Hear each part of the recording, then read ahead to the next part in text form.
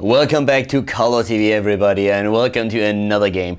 With the new Kael'thas patch, we of course were waiting for the first games where we would see the new hero finally in action, because so far the only tournament that we've seen was one where Kael'thas was banned out because he was just too new. Now we're having the first Zotac Cup, and we have a pretty cool game to start things off with here. We're having the game between Na'Vi and the ex-ESC squad. The team left ESC, they left the organization, but they still stick together as 5 players. They might join a new organization too, who knows, but the most important thing is that they play with their normal roster here in the tournament at the Zotac Cup, and in a best-of-1 series they are facing off against Na'Vi.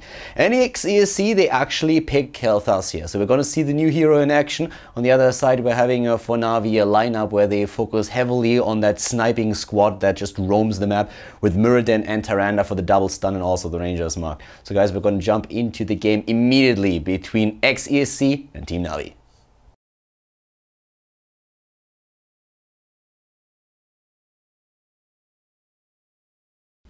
Alright everybody, game is on! We have Na'Vi going up against ex-ESC. ESC Gaming, well, the squad left the team, is probably going to join a new organization pretty soon, but for now we're going to call them ex-ESC in here, just to make sure that nobody is too confused about it. We're currently seeing to the left side of the map here on Cursed Hollow, Breeze for Na'Vi on Muradin. We have Splendor playing Brightwing, Zeratul played by Eternal, Shrimpy playing Tyrande here, and as you see right now we're having Celium playing Vala in this case.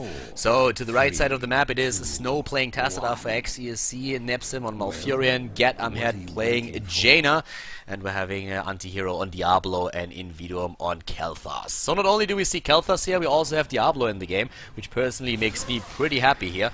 And I'm very curious to see the builds here. Diablo already with a different build from what I've seen so far. As mentioned in the draft screen already, I've seen 3 different teams scrim with Diablo already, and all of them used pretty much the same build with minor adjustments on talent levels like 16. But this with Devil's Due on level 1 is a bit different from what we're seeing from most of them. So I'm curious to see how exactly Diablo is going to be played here. Kael'thas on the other hand here with level 1 going for the heal, the Fel Infusion. Mana Addict is oftentimes taken. You also see the Firestorm talent. It depends very much on which kind of build you want to go for, but here the heal on the side of Invidium. Mana Addict can be great if you want to go for the shield, which most Kael'thas players don't really do anymore. But it's also that mana pool that they have that's pretty damn good. So right now we're going to look at that game, and the compositions is of course another thing that we're going to talk about. We have in this case currently the bans on Sylvanas, and also we had a ban on Zagara against ex-ESC. But the one thing that's really important is to point out that we're having a very cool hero in the game to counter Kael'thas, which is in this case of course Zeratul. And Zeratul could go for a build where he uses Shadow Assault over Void Prism. You don't see it all that often, but Na'Vi has been playing that in the last patch already occasionally, and now against Kael'thas, a very squishy hero, that is a very good way to deal with him and take him down early. This is one of the reasons why I actually expected Uther to be picked over Brightwing for Na'Vi, since they could have had a chance to go into a Divine Shield and then use that to keep him alive. Oh, here comes the combo of Kael'thas, and Celium goes down. He gets rooted as well. Really great trio that we have here. First of all, the stun from Invidium on his Kael'thas, and Get Amhead can go in with the Blizzard, Nepse with the roots. Like, this combo is amazing to snipe heroes, as you could just see. So it's very, very good. Talking about Zeratul though, we're having him with a Regeneration Master talent taken on level 1. He could go into a right-click build over the Cleave build, which we see most of the time, and Na'Vi played that in the last patch. If you are actually checking out the videos on the YouTube channel on Color TV all the time, then you know that they played a game where they were running with Illidan and Zeratul, and also had a Bloodlust in the composition, and that was very much what they did there. But we have Gathering Power now taken on level 4 in this case.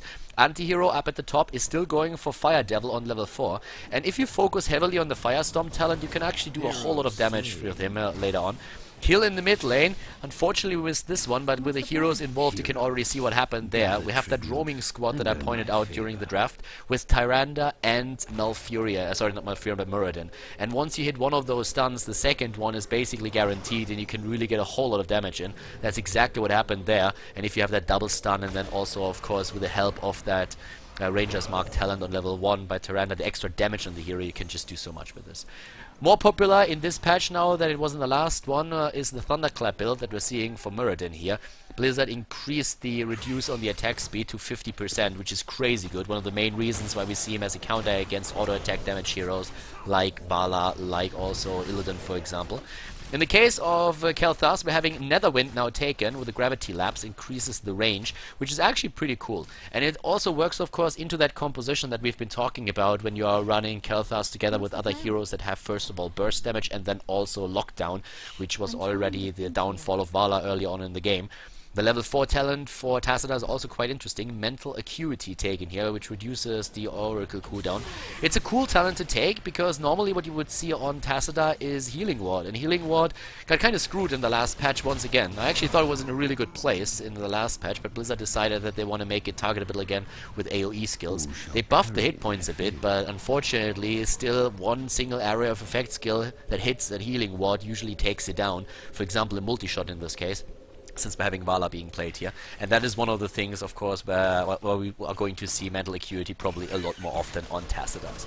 We're going to talk about those builds in a second. There's so much happening right now, so if you already spotted something on that talent tree that you feel is important to point out, don't worry about it. I'm going to go through all of this, but there's so much happening, and of course that new patch was just amazing. So before we go and talk about the promote on Brightwing, let's talk about the Vampiric Assault on Vala. It's actually one of the things that Vala players have been starting to pick, or have started to change, but the Tribute, the second one of the game, is already on the map, and in this case we're having level 8 nearly hitting for Team XESC. Sorry, for Na'Vi. XESC is trying to do the thing here. Na'Vi wants the second Tribute. They're already going for it. Here comes the Living Bomb against Eternal. He jumps away, gets bombed, and also cancels the Tribute channel on Celium, but a really nice multi-shot, and jumps in with the right click and takes down Jaina. We have also Tassadar nearly dead. Eternal is trying to chase Neps away down here. They still want to have Kael'thas, and they get the kill. Well done. 3 kills against 1. Talking about that Vampiric Assault again, though.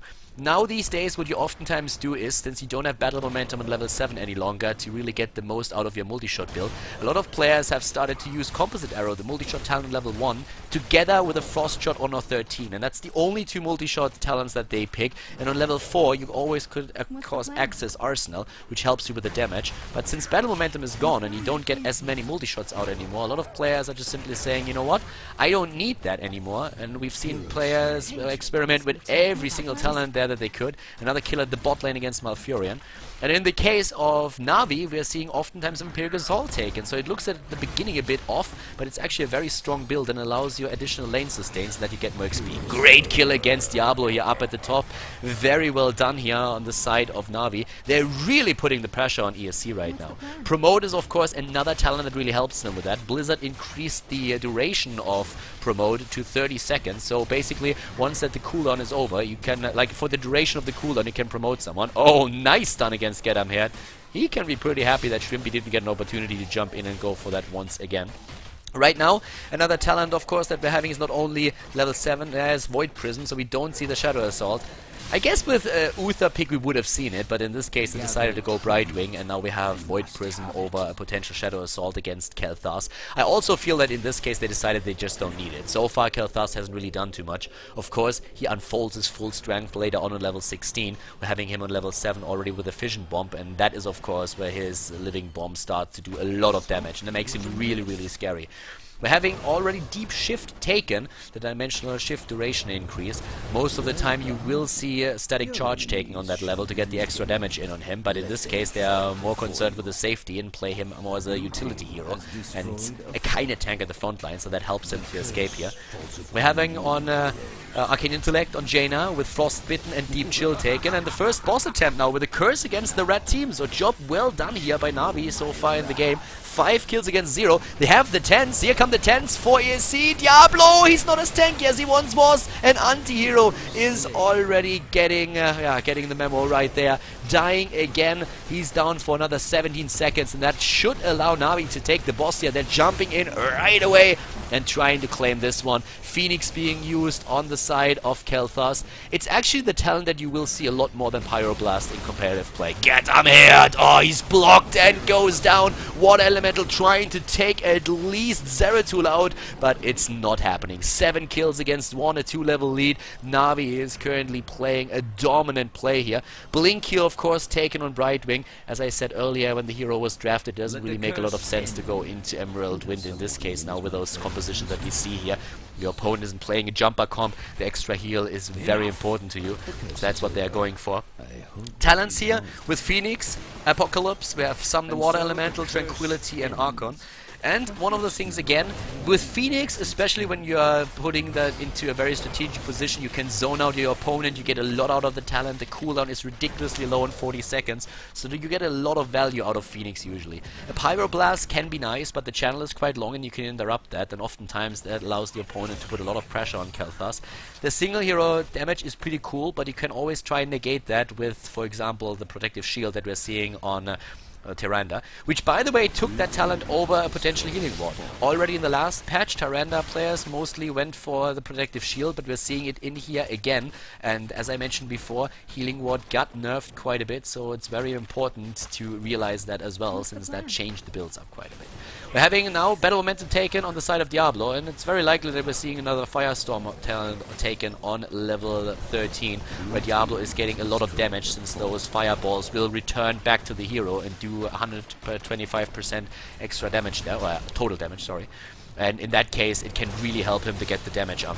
At the same time, Thunder Strike, we have Ice Block, not going for the... well, with Ice Block, you could go for different options here. Polymorph is, of course, always nice, or Shrink Ray, I should say, not Polymorph. We're having also the option to go into Sprint, which he didn't use here. Wormhole is chosen for Overflowing Light and Frost Shot. Frost Shot, the synergy with the composite arrows that I mentioned earlier and pointed out there.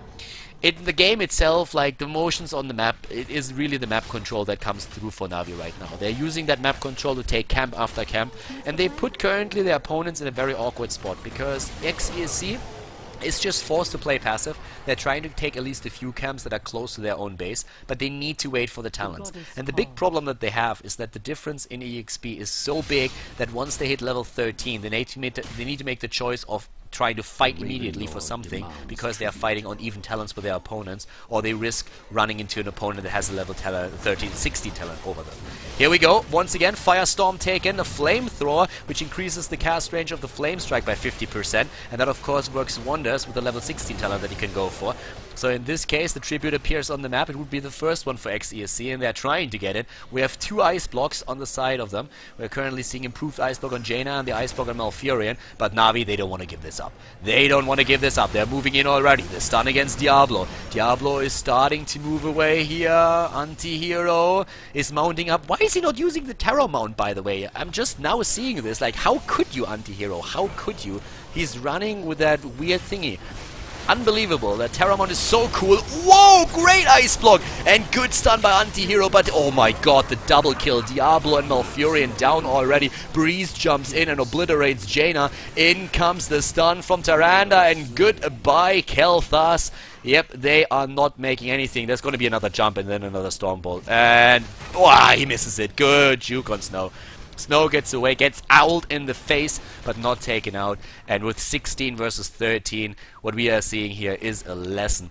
Na'Vi is schooling the boys. They're taking down Diablo now as well, and a great game by Na'Vi. I mean, this is really something. They are going straight for the Shooting Star over a potential True Shot Aura. They're having Critterize taken, and they just take kill after kill. 13 kills against one. They obliterate the keep, and there's just nothing that XESC can do here. They're trying, but they are failing hard. At this point, this is insane. This is really insane. I mean, they're trying to somehow get into that game. Phoenix, once again, for the zoning, but there's very little they can do. Let's talk a bit about the damage here in the game. Let's have a quick look at that. In regards to the healing, you can already see that especially Malfurion is not able to do anything at this point in regards to heal. Compare that to, for example, Tyrande, who is already out-healing Malfurion. In regards to the damage, Diablo is at 7,000. Normally with the level 13 talent that we see for him, he is also getting quite a lot more damage than that in there.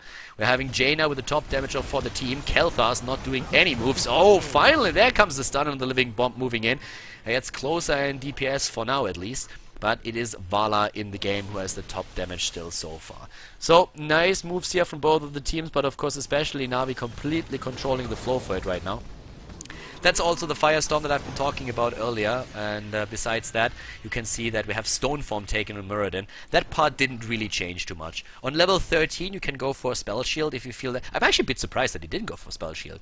I don't think that he really felt he needed to with the way that the game was going, but oftentimes against Kael'thas, Jaina, Nova, you would consider a Spell Shield here to just mitigate a bit more of the damage that your opponent can dish out. Boss is up on the map again, and that's of course where ESC wants to make a stand, but they can't really. They are behind one talent. Eternal is jumping in. Yeah, there's nobody to punish him.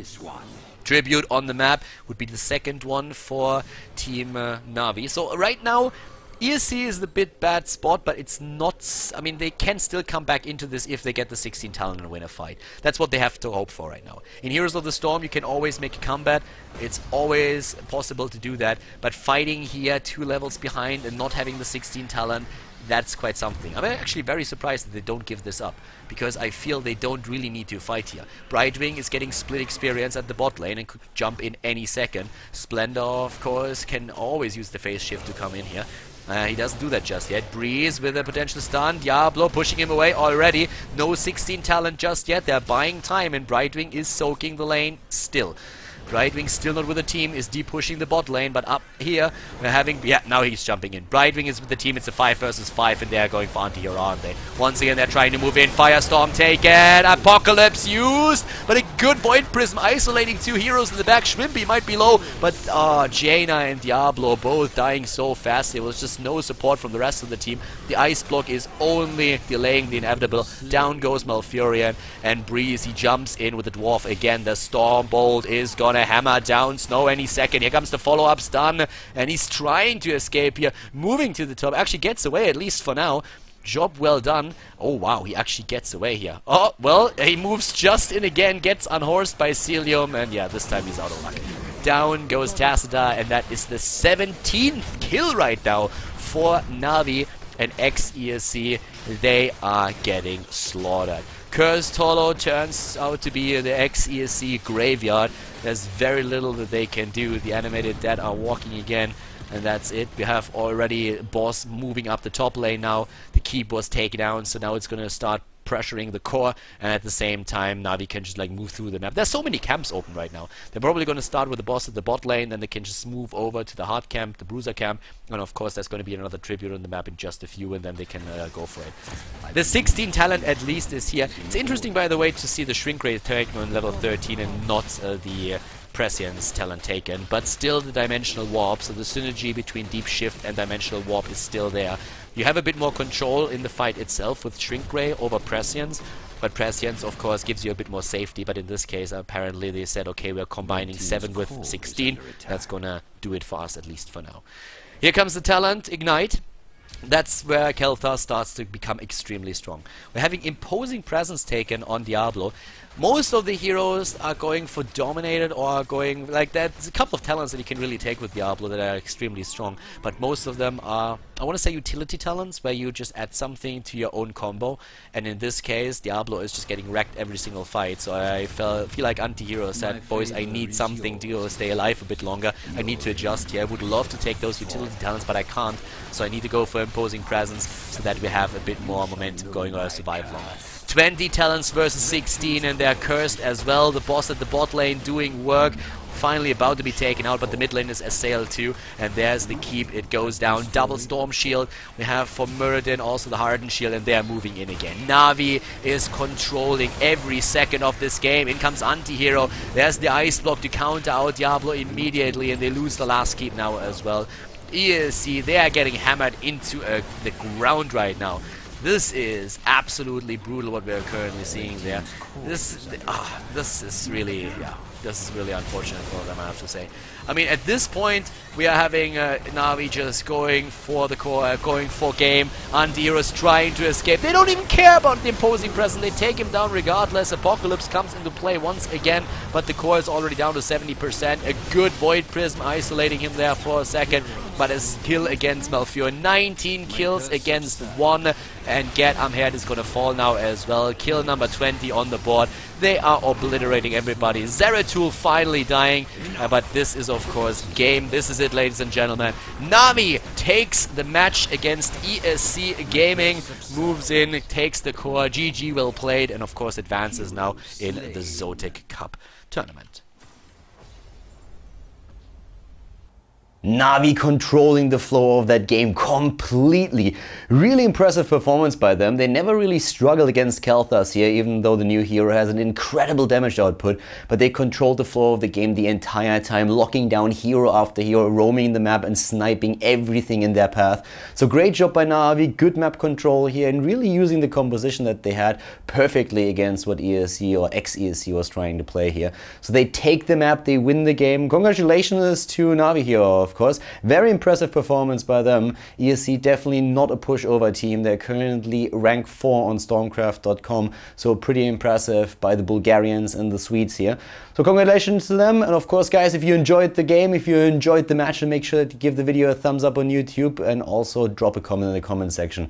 Gonna see you guys soon with more Heroes of the Storm on the channel. Have a good one. Bye bye.